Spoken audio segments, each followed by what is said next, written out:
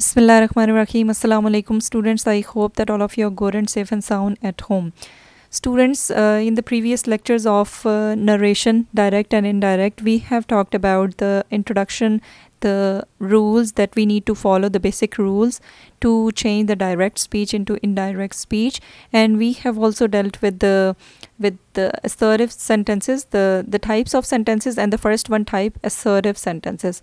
And I told you about the rules that we need to follow while changing the assertive sentences into indirect one. So today we are going to deal with the second one type, that is interrogative sentences. But before moving on towards the second type, let me give you a recap of the previous one, assertive sentences. Okay, in assertive sentences, we change the comma and inverted commas, remove these, and we write there that conjunction that. Second one thing, that pronoun changes according to the rules. We change the pronouns according to the rules that I told before in the previous lectures.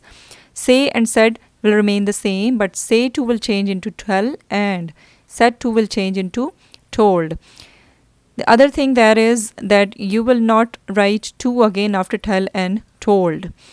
There will be object after tell and told in the indirect speech. Change in time and place. I told you before about the words that we need to change while changing the direct into indirect one. So you need to keep these rules in mind while changing the assertive sentences into indirects. Right, students? Okay. The second one type was interrogative sentences. Right, let me tell you about the interrogative sentences, that the sentences in which we ask something, the question one in which we put question mark at the end of that sentence. So in changing or for changing these type of interrogative sentences into indirect one, we have to follow certain rules. So the number one rule is change said to into asked, questioned, inquired, or interrogated. So we need to change said to into these type of words. Second thing is that question mark will change into full stop. You will remove the question mark at the end of the sentence. You will put there full stop in indirect speech, indirect one. Okay, the sentences will not be interrogative.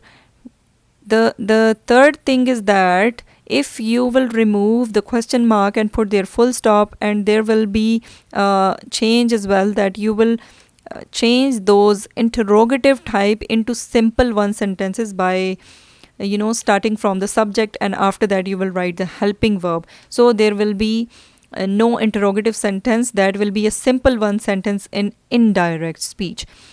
If we talk about the tense and pronouns, so students, they will be changed according to the rules which we have discussed before in the previous one lectures as well.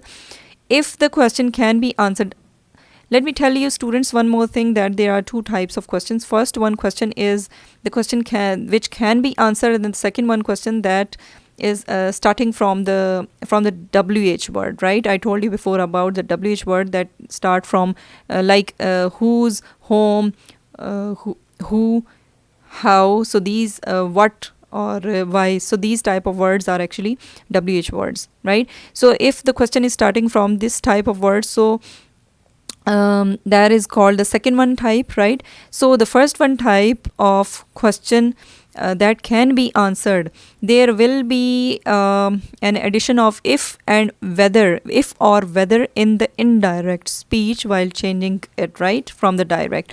But if we talk about the second one question that is starting from with the WH word, so you will not put there or use there if or whether in the indirect speech, right, students? Okay, let me give you examples. Let me read it for you. He said to me, "Do you know me?" Question mark. He asked me if I knew him. So now if is here, right? This is the question that can be answered. She said to him, "What are you doing now?" She asked him what he was doing then. There is a question there was a question mark, and here there is a full stop. Okay.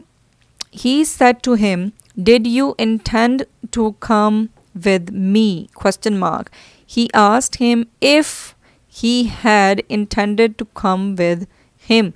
So now the tenses are changing, right? The tenses are changing here in this one, and this one, and the words also are getting changed, right? Okay, he said to her, have not or haven't you seen this movie, question mark. He asked her if she had not seen or hadn't seen that movie. There is a full stop. He said to me, when will the train arrive, question mark. He inquired of me when. Now WH word is here, when the train will change into would, because here is the there is a past tense, right? Okay, would arrive, there is a full stop, right? So these were the examples of interrogative sentences. Students, I hope that all of the points are clear. This is the homework for you. You need to write the exercises of both assertive sentences and interrogative sentences on your neat notebooks or sheets. You also need to practice these one time on your rough notebook. Right, students? Thank you very much.